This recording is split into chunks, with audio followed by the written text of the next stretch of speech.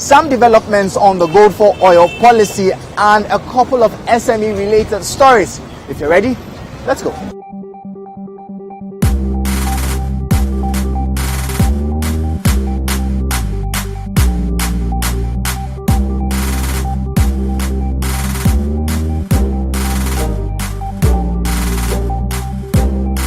Some months ago, the mention of fuel prices ignites discordant responses, but the situation is changing gradually.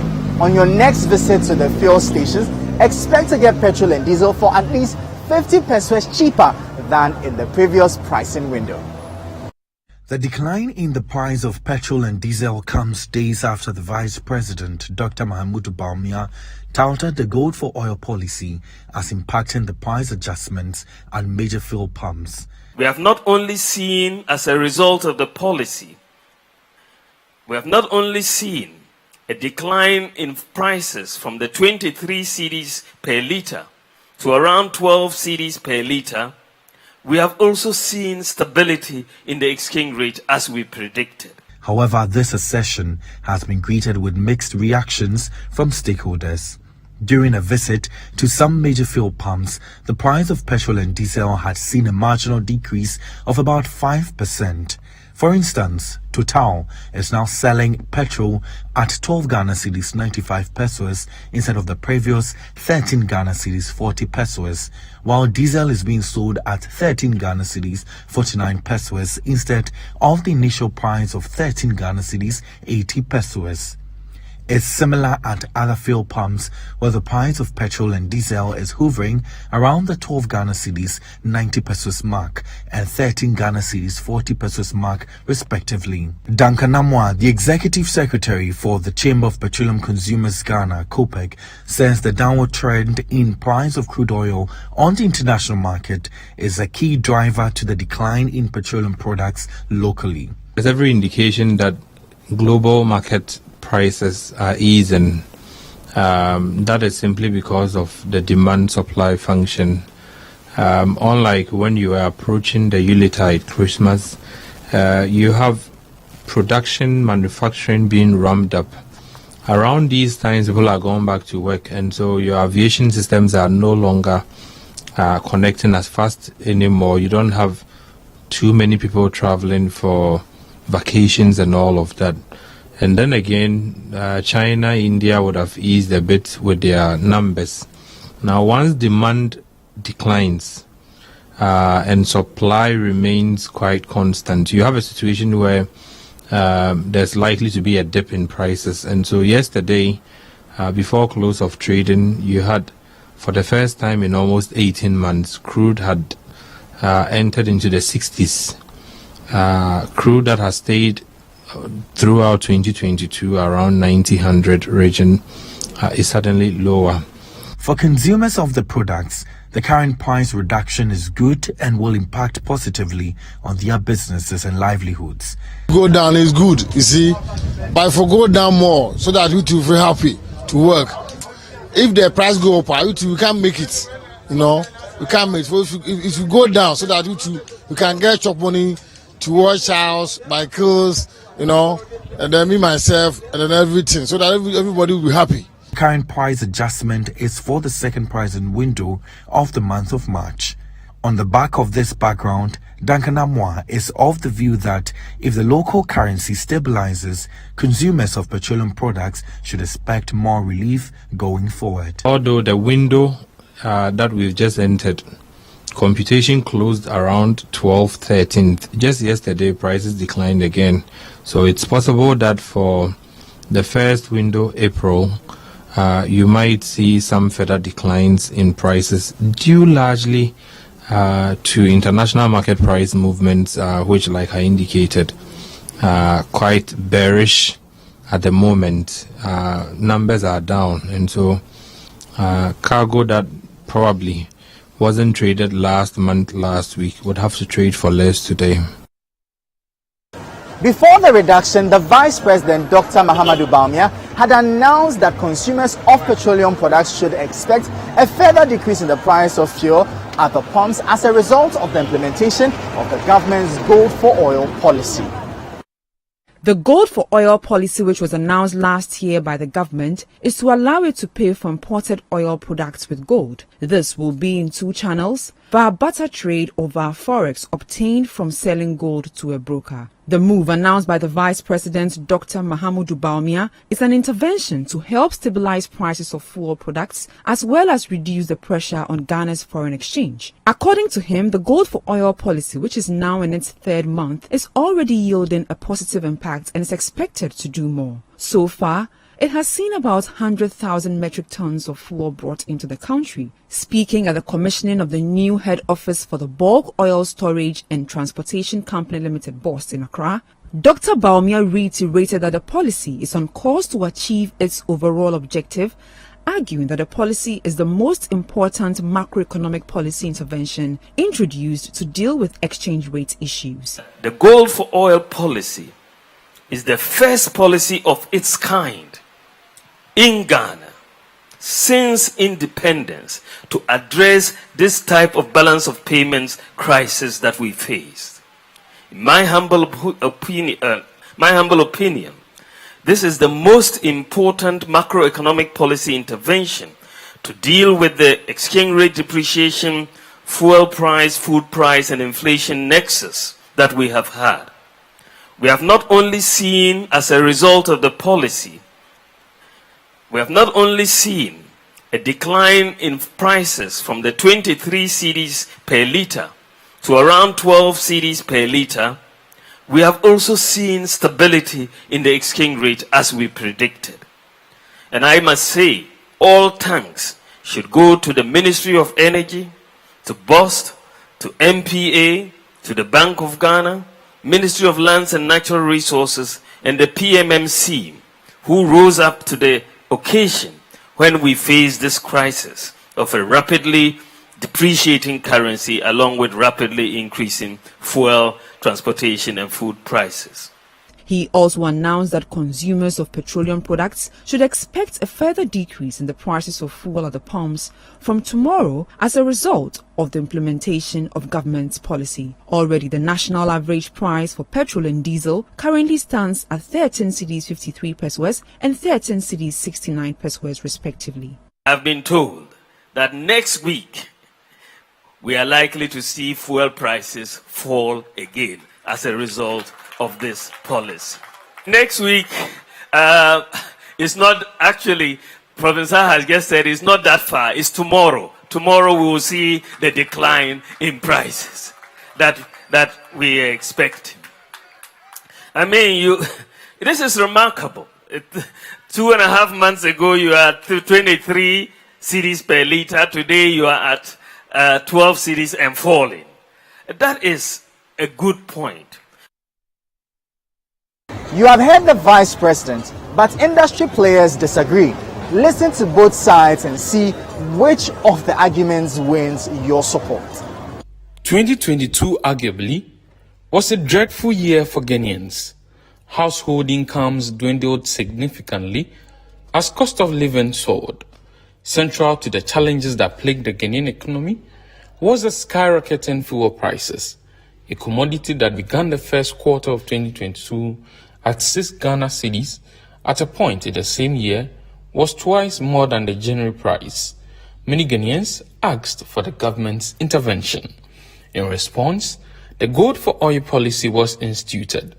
The policy design mandates the Precious Minerals Marketing Company to buy gold from small-scale gold traders and exporters, make it available to the Bank of Ghana, who then purchases oil with the gold directly or liquidates the gold into a foreign currency, which is then used to purchase the oil. The oil is then given to BOST and the Ghana Oil Company Limited, who then sell it to the oil marketing companies. The policy is aimed at primarily reducing prices at the pumps and reducing the pressure on the cedi due to demand for dollars. The PMMC, who has to make the gold available, says about 5 tons of gold have so far been channeled to the Bank of Ghana for the policy since its implementation in January. You are looking at close to about 5 tons of gold that has been procured so far between January and February. What it is that for January there was a late delay in implementation because the stakeholder engagement were ongoing.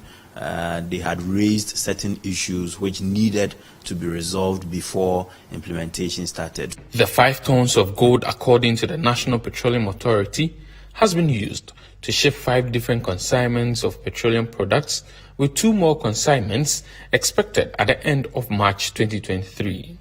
The policy, as you are aware, the program began in January of this year. In January, we received the first cargo, which was about 40,000 metric tons of diesel. That was the beginning. In February, in the month of February, we actually received and discharged two vessels, 1 petrol cargo and then 1 diesel cargo. That was in February. And this month of March, we've already received 2 vessels that have discharged. 1 petrol has discharged, 1 diesel has discharged. As we speak, we have another petrol cargo which is at Anchorage, has arrived in the country, awaiting discharge. The 4th cargo for this month is expected to arrive on the 19th of this month. This, however, accounts for only 22% of the fuel demands at the pump.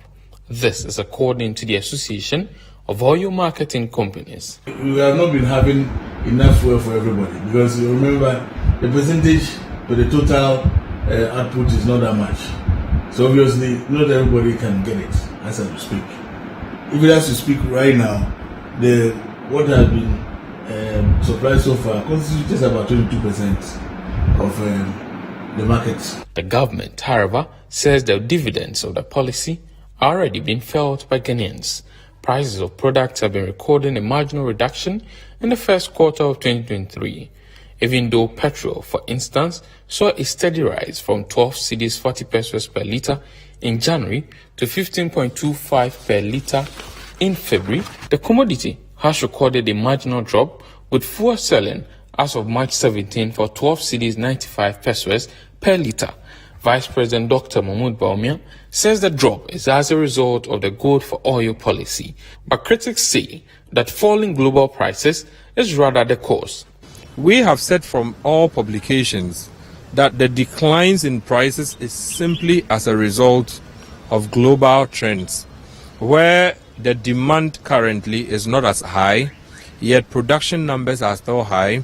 Aviation systems are not as busy as they were 2-3 months back when during Christmas people are traveling all over the world. The National Petroleum Authority, on the other hand, believes the impact of gold for oil cannot be overlooked as products sourced through the program are cheaper than other sources. From the first time, the first cargo that arrived, there was a huge disparity between the gold for oil price and the market prices, and that's what made the OMCs drop their price. If you remember very well, gold at a point dropped their diesel price from 15.9 cedis to 15.25 cedis, and that was because they had loaded their gold for oil consignment.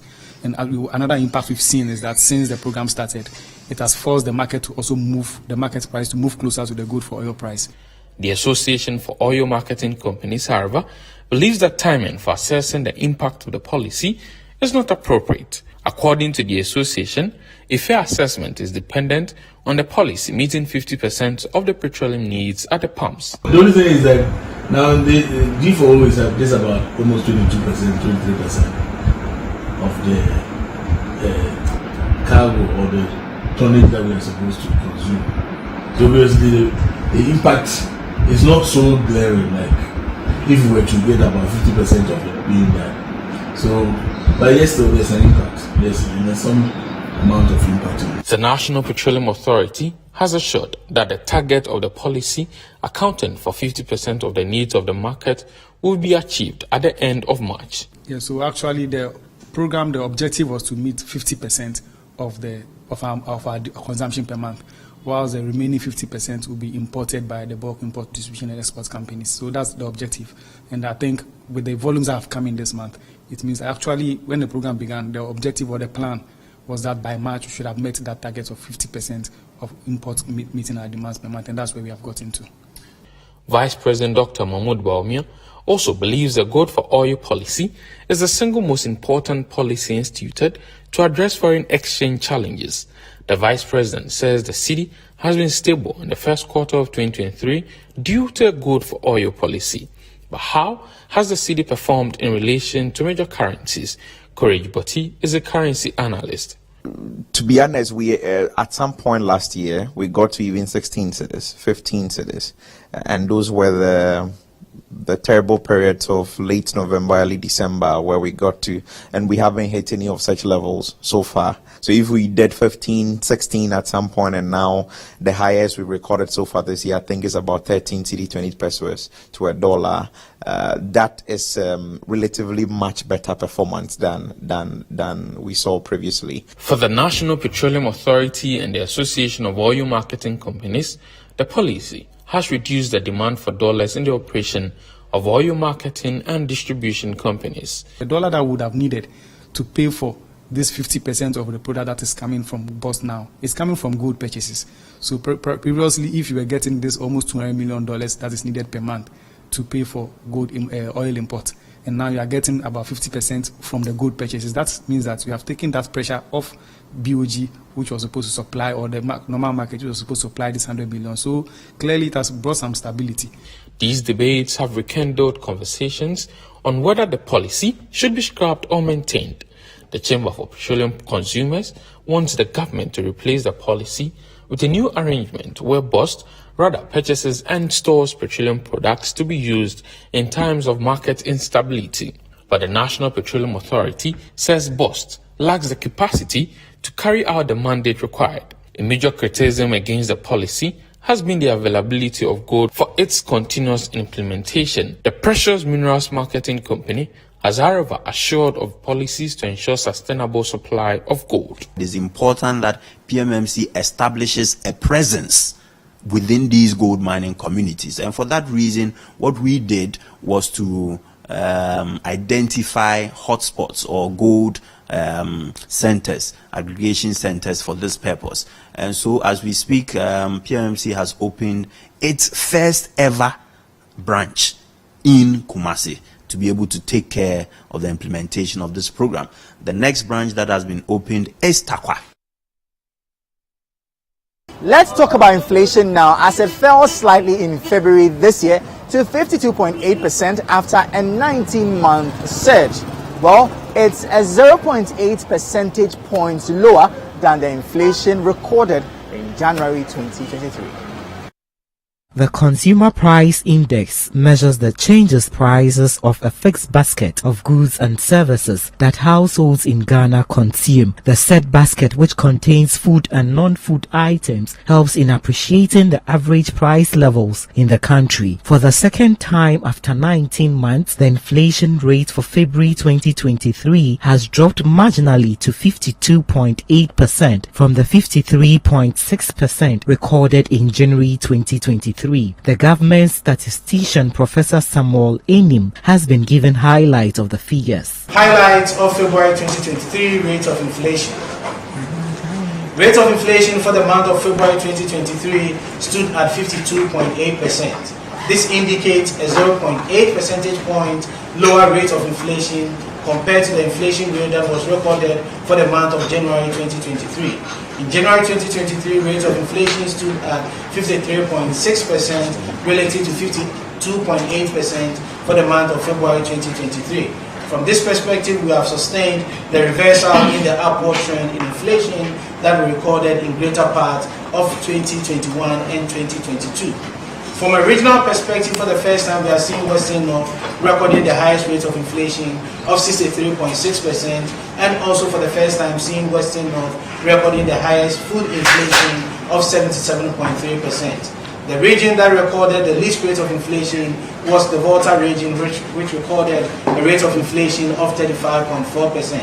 Given these two rates of inflation between Western North and Volta region, the difference is about 1.8 times the region with the highest rate of inflation relative to the region with the least rate of inflation. He also emphasized that the decline recorded is partly attributed to the stability in prices of food items. Disaggregating this across food and non-food inflation, February rate of inflation for rate of food inflation stood at 2.0%, dropping by 0.8 percentage points between January and February 2023, and non-food inflation increasing by 0.9% between January and February 2023.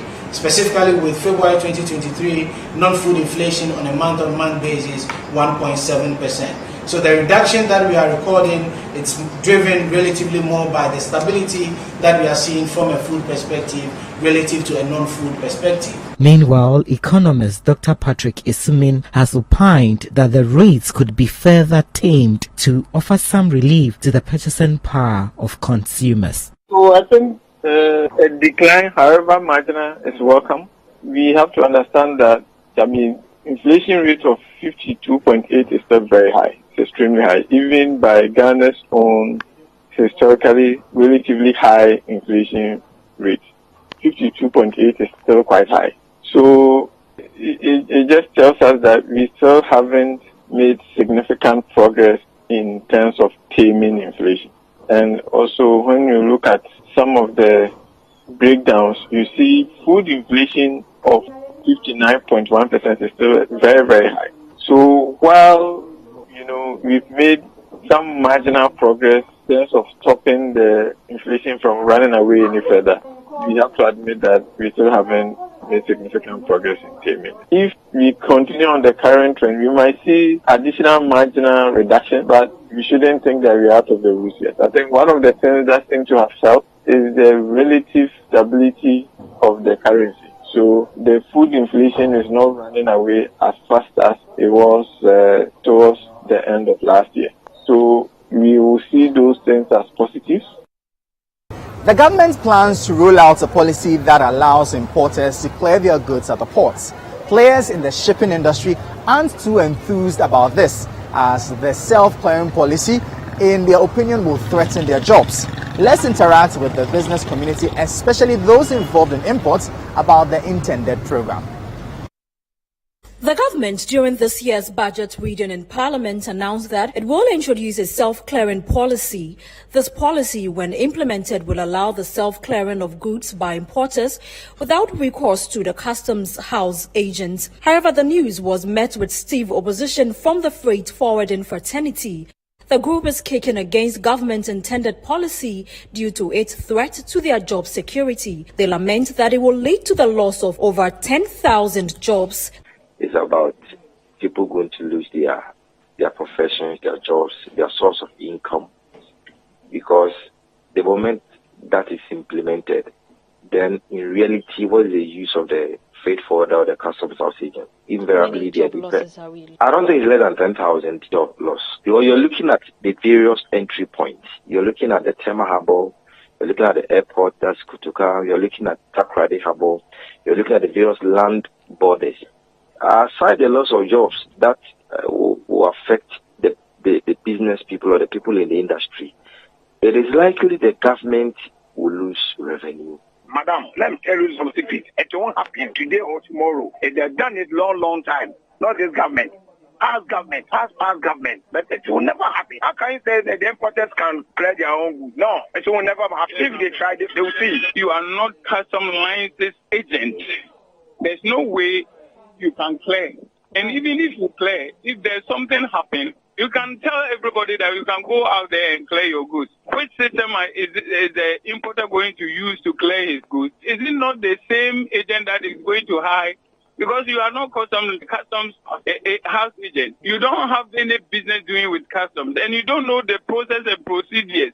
The Executive Secretary of the Importers and Exporters Association of Ghana, Samson Asakia Wingobit, says the self-clearing policy will help the business community if well implemented. For me, I think it's in twofold.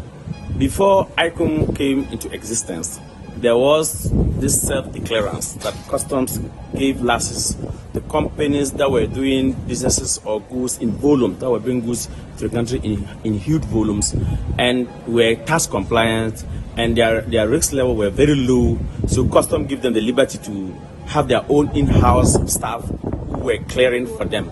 But since we implemented the ICOM system, when the ICOM system took over from, I have not been hearing anything concerning self-declarance. So I want to take it that maybe it's the same self-declarance that the government intends to reverse back to us. But But however, government now want to open it because as self-declared was just given to some selected companies that were doing huge numbers in terms of bringing cargo into the country. But now, if I understand what the government intends to do in the 2022 budget, they want to open the opportunity to all importers. So that if you bring even one container or one car, you can easily go to the port and clear on your own.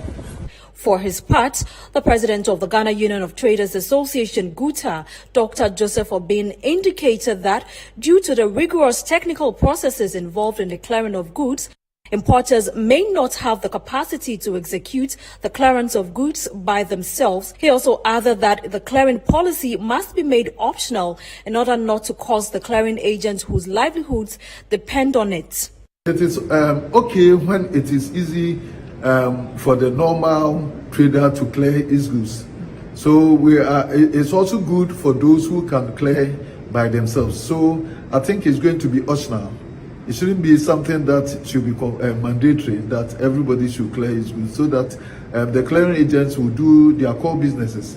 Whatever it is, I will prefer the clearing agents do their core mandate to supplement my business, rather than me wasting extra time for clearance and all that. So much as other people will welcome it, depending on how it will suit them, I think it's not in a bad direction, but also it shouldn't be that it's coming to take away the work of the clearing agents who are mandated to do this. And they've done this over the years with excellence. I'm sure you heard that World Consumer Day was celebrated earlier in the week. Well, there is some positive news for consumers, particularly in seeking redress for the poor quality of goods and services they normally receive. As part of efforts to address the concerns, the Consumer Protection Agency has established a mediation and arbitration center to facilitate same. As part of efforts towards addressing concerns of shoppers in the country, the Consumer Protection Agency has established a mediation and arbitration center. The CPA says the move is to save consumers from the long queues and delays while seeking redress from the law court over concerns they may have with a product or service. Speaking at the launch, Executive Director of the center, Nana Prempe Ojiabo Eduhene, hopes to address all cases brought before his outfit within a month. The CPA, the added agency serving as the mouthpiece of Ghanaian consumers since 2006, received several complaints from consumers with genuine concerns and have helped through mediation in settling most of the disputes to the satisfaction of the consumer, manufacturer, or the service provider, and therefore seems it fit to add professionalism to the process.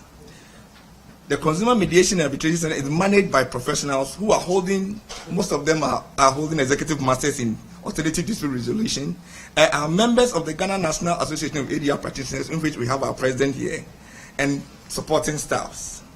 Complaints can be lodged at the center physically through our OC office or through Facebook or WhatsApp or online, where we have the complaint section. When you go to our website, we have a complaint section where we can fill in, and then we do the follow-up.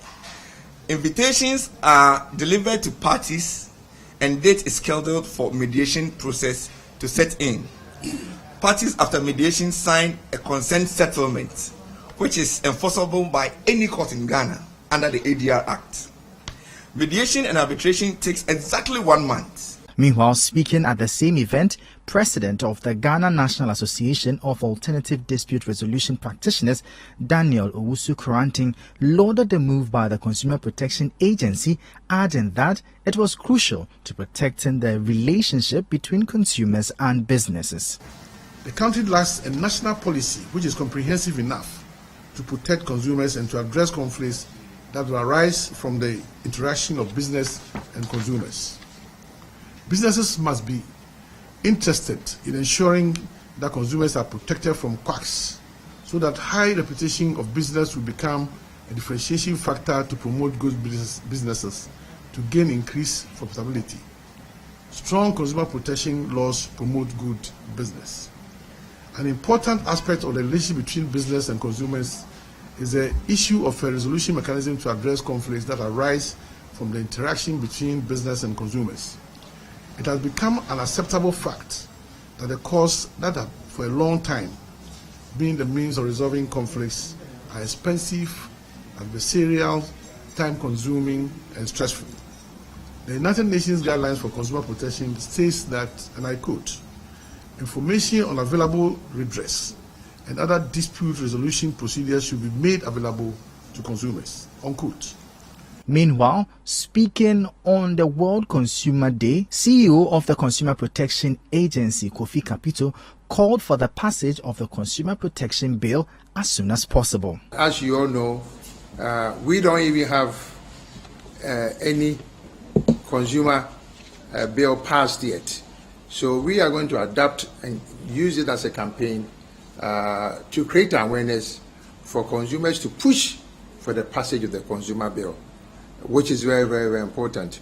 If you all remember, not too long ago, the caretaker minister, Honorable Abujinapo, who was for Minister for the Trade, made Ghanaians, consumers very happy by him taking the consumer document to Parliament, which is the consumer policy, to Parliament for Parliament to pass it this year. We are grateful to him, and we're also grateful to the minister who, for 6 years, saw to the policy document which Honorable Abujinapo was able to take to Parliament. I'm talking about Honorable Alan Chamating. We are also grateful that Ghanaians were aware that we still haven't passed the consumer bill yet. So this year, we want to make it a campaign.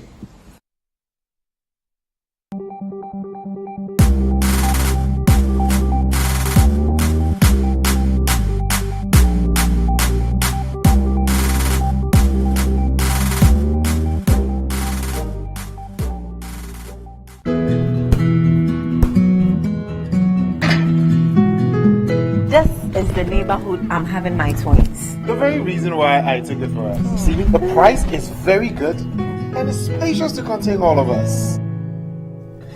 Alphabet City. Now I'm a landlord.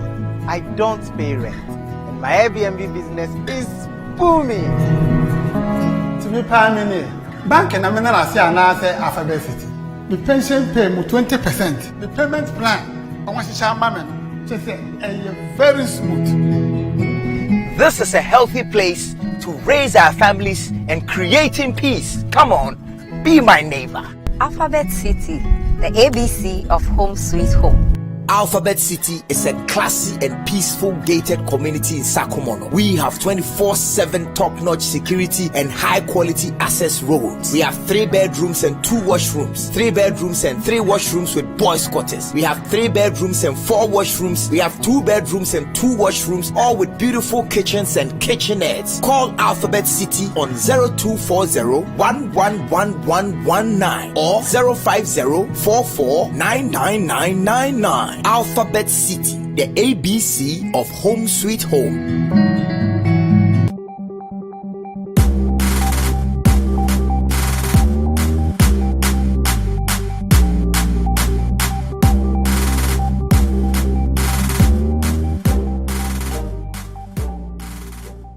With how tough times are, you can only imagine how stressful it will be for money you're expecting from your investments to delay for months. Unfortunately, this is the challenge customers of some defunct fund management companies are dealing with. They are expected to receive some part payments of their monies in the last quarter of last year, but it still hasn't reflected, and they hope the government will attend to them swiftly.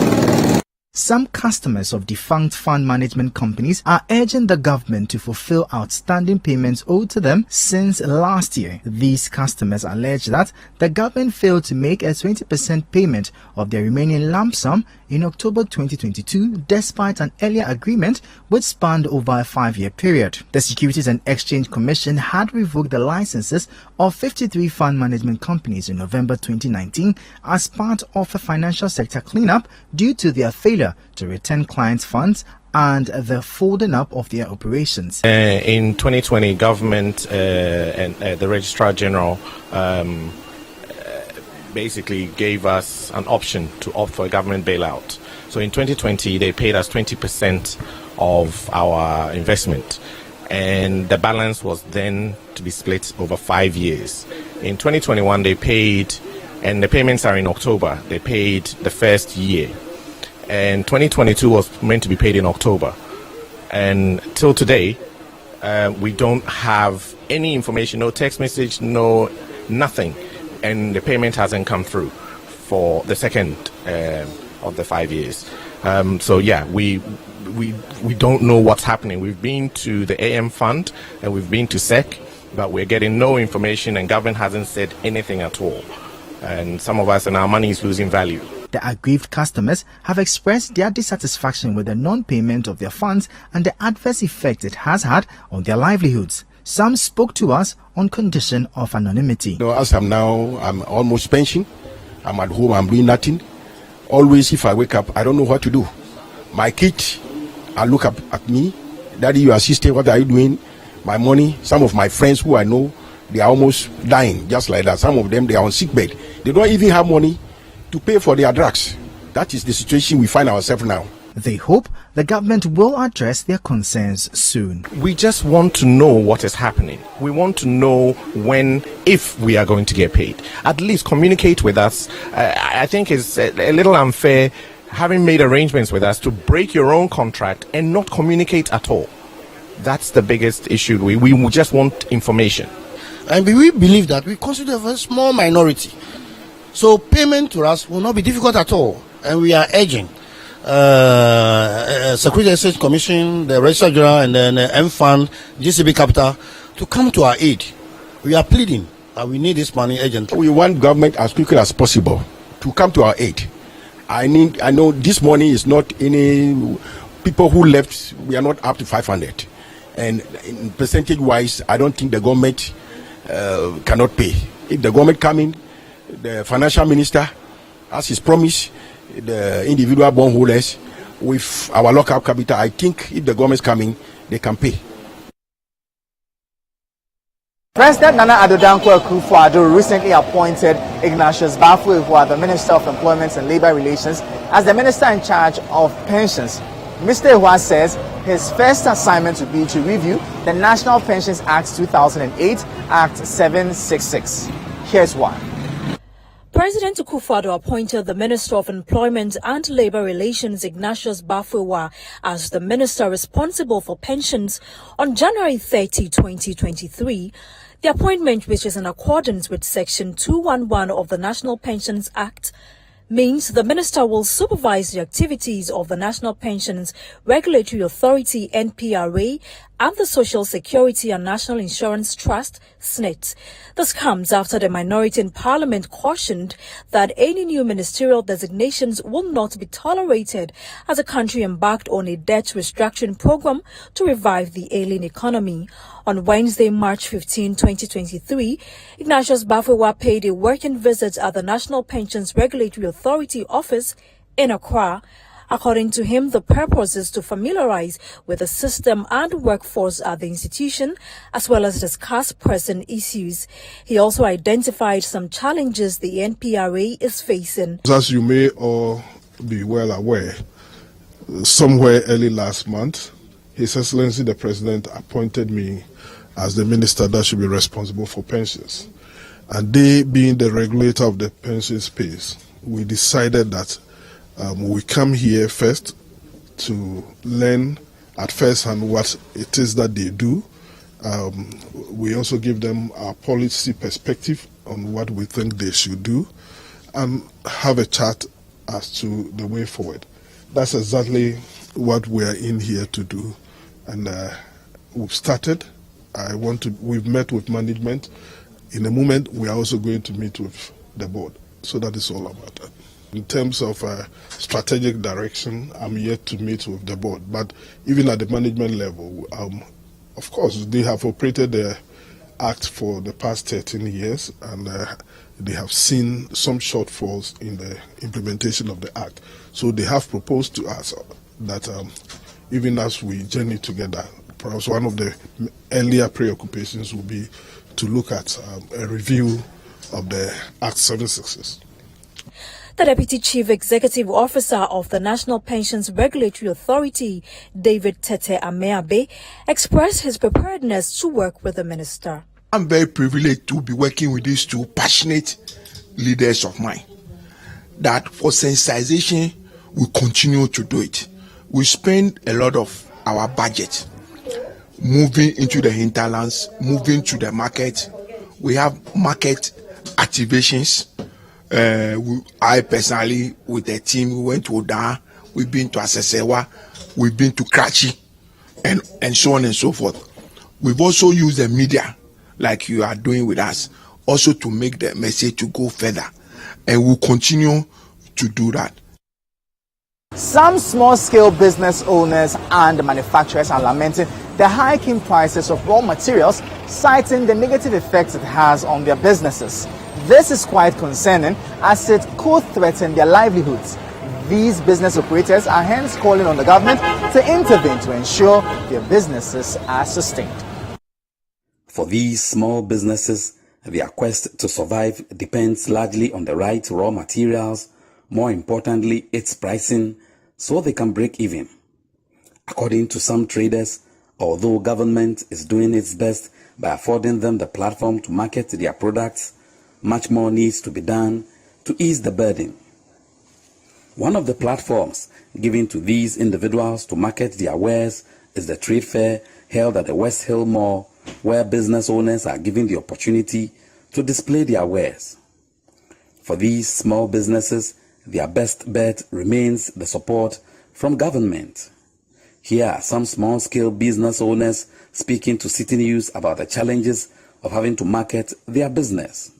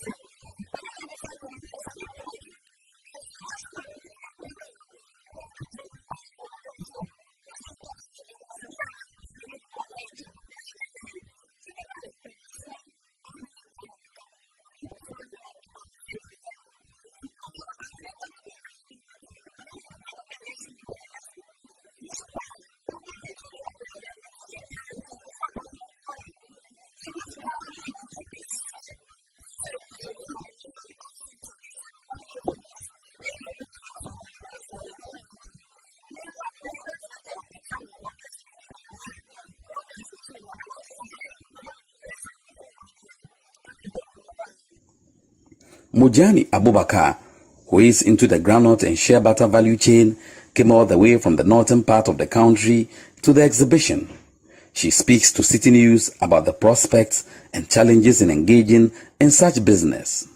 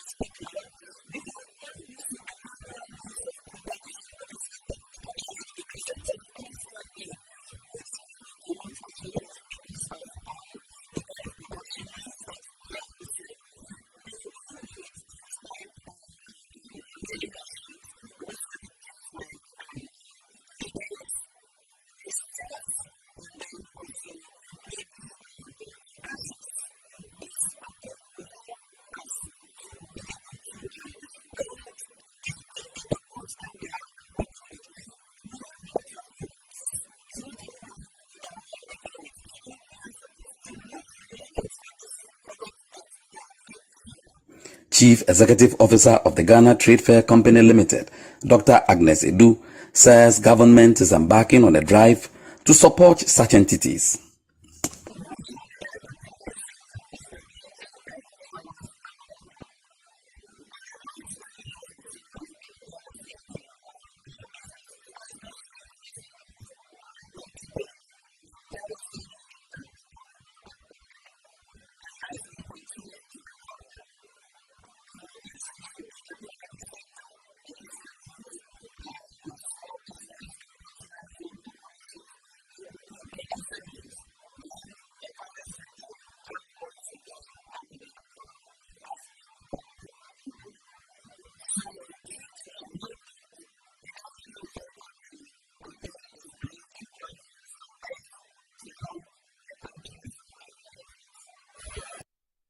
There is still hope for micro, small and medium-scale enterprises in the country, as they are expected to see a significant boost soon.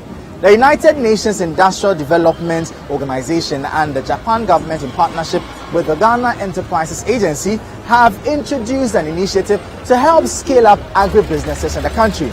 The initiative, which is targeted at supporting over 600 MSMEs, is aimed at improving their productivity, expanding their businesses, and increasing their profits. Micro, small and medium-scale enterprises in Ghana have for years been complaining of how unfavorable the business environment is to them. According to players in the space, the situation has worsened due to the current economic conditions prevailing in the country.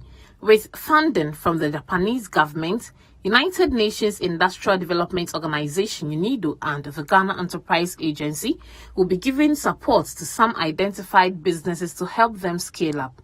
The Ghana Enterprise Agency focal person for the project, Eric Otinyako, says the initiative will ensure selected micro, small and medium-scale enterprises will see a significant boost. This project, which has the title Expanding the Kaizen Initiative through Enhancing Agribusiness, it's a scale-up Kaizen project that a decade ago we had with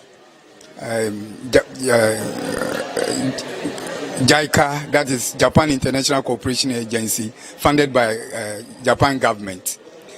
But this has an additional component, we call it Enterprise Performance Improvement, which is SAB. The SAB stands for Smart Sustainable Agribusiness. So it's a digital dashboard that the SMEs, participating SMEs, will be supported in the form of grant to have it in their production premises to be able to measure their performance. And where there are gaps, then they take steps to fill in the gaps to be able to improve their productivity, increase their profit, and expand their production. The UNIDO project manager, Marine Mizuno, has been highlighting the nature of the initiative. So the project is about the extension of Ghana's national Kaizen initiative, which is the Ghanaian government's national initiative to promote the micro, small and medium enterprises at the national level. So UNIDO's project, which we will be implementing together with GEA, Ghana Enterprises Agency, is composed of three outputs. Output number one is the support to GEA in terms of capacity building and financial support. Number two will be the Kaizen expansion to the MSMEs in Ghana. With this, UNIDO experts and the GEA experts will be providing direct support to the enterprises using Kaizen approach. Number three is the SSAB approach, which is smart and sustainable agribusiness, smart and sustainable agribusiness, which is the simple digital tool that we are introducing in Ghana. And UNIDO and GEA, again, will be implementing this support directly on the ground to the Ghanaian agribusinesses. Speaking at the Ashanti regional launch of the project, Marine Mizino added that a minimum of 600 micro, small and medium-scale enterprises will benefit from the project. The target that we have set together with the government of Japan and GEA is that we reach out to a minimum of 600 enterprises, with which we will be implementing Kaizen, we will be implementing SSAB, and we will be providing knowledge transfer to those MSMEs. The role of telecommunications in ensuring economic growth cannot be understated.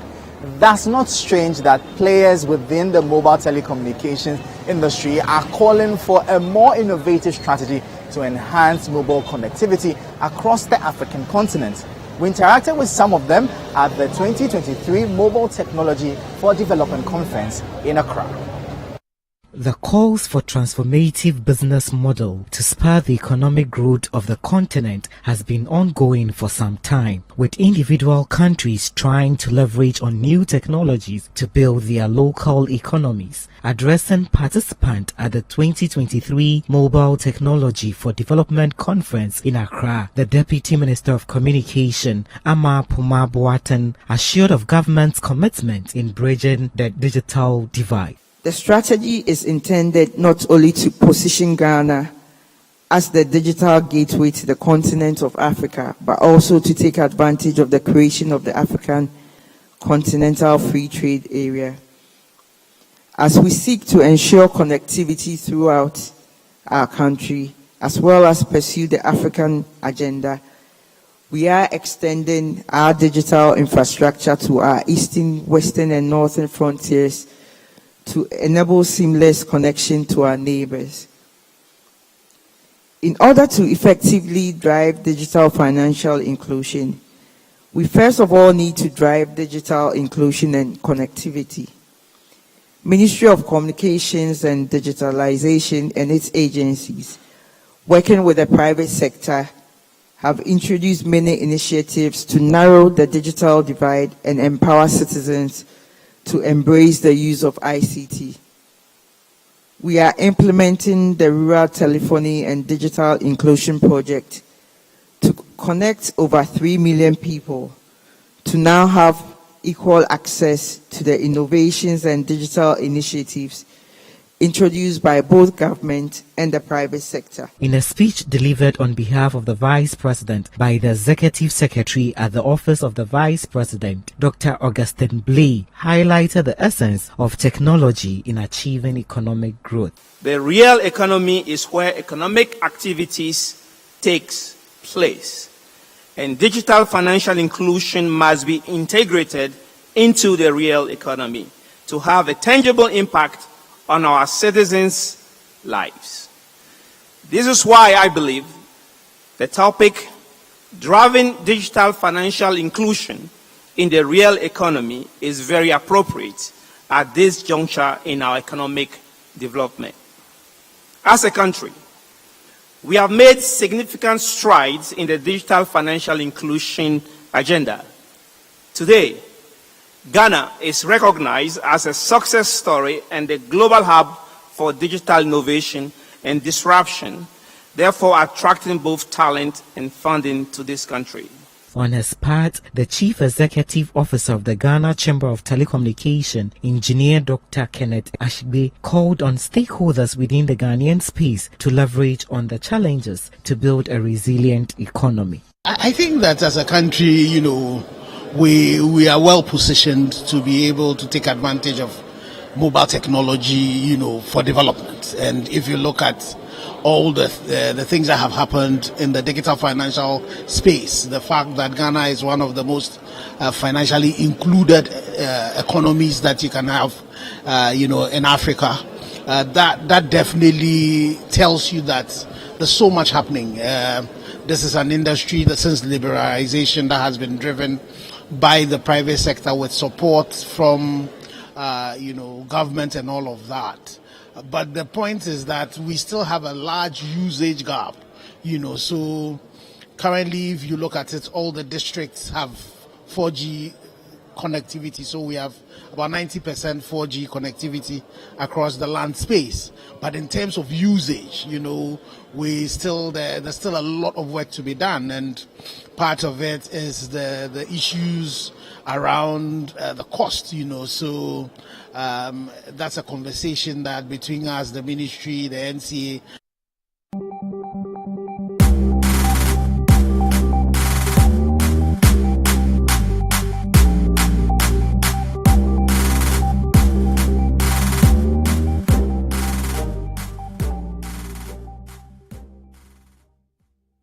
So our time is up, but thank you for tuning in to today's edition of the Business Weekly Show here on City TV, your most watched business show in the country. For more business stories, of course, our website, citybusinessnews.com, is there for you. My name is Michael Obodu. Let's connect on Twitter at @mobodu. Catch you same time next week. Stay safe, stay informed, and bye-bye.